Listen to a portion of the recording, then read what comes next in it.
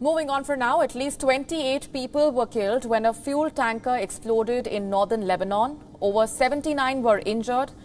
This latest tragedy comes in as Lebanon grapples with its worst economic and political crisis in decades. Our next report tells you more.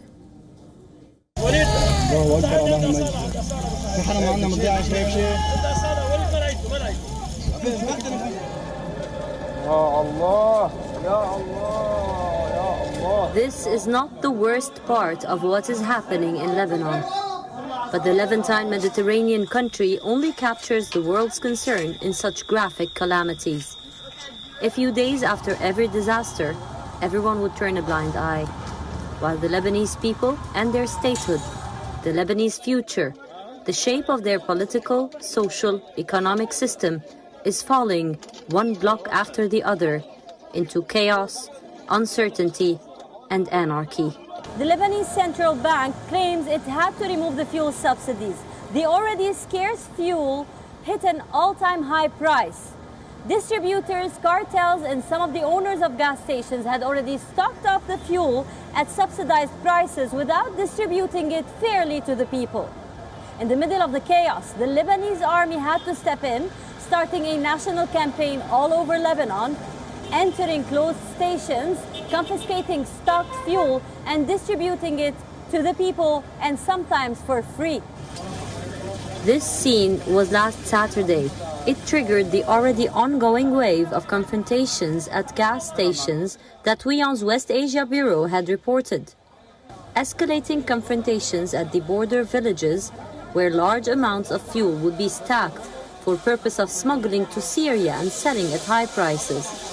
The cartel takes different forms in Lebanon, but it is always linked and protected by politicians, especially these smuggling cartels, since they need bigger protection from security forces and the army. In the middle of the night, people were driven to their death in Akkar. People in need of gasoline in Talail heard that the army is distributing confiscated fuel that night. They rushed and gathered around the confiscated tanker in an unorganized manner. Then a feud resulted in a fight with fire involved. Some say there was a shooting near a full tanker. Then the catastrophe.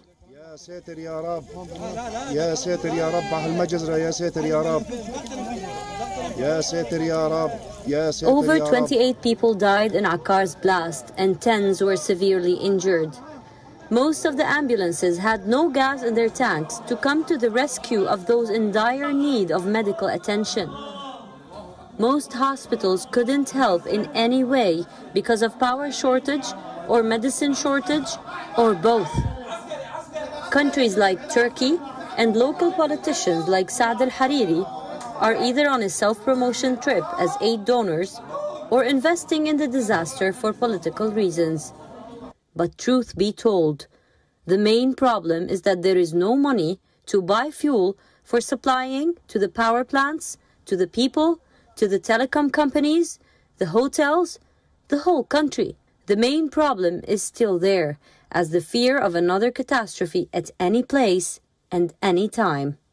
Whether it is waiting for a government to be formed, the World Bank to step in, or the Lebanese army to manage the resources, one main point has to be highlighted. In the aftermath of everything, during his Ashura usually religious message, the leader of Hezbollah spoke of cartels, government formation, and renewed a previous promise. Nasrallah promised the Lebanese to bring Iranian fuel in case this chaos and shortage persists.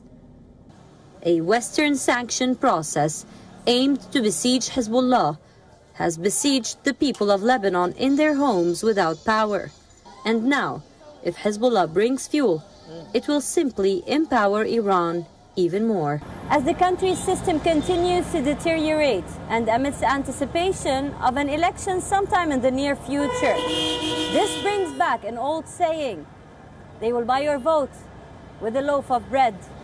From Beirut, Ghadi Francis, WION, World is One. WION now available in your country. Download the app now. Get all the news on the move.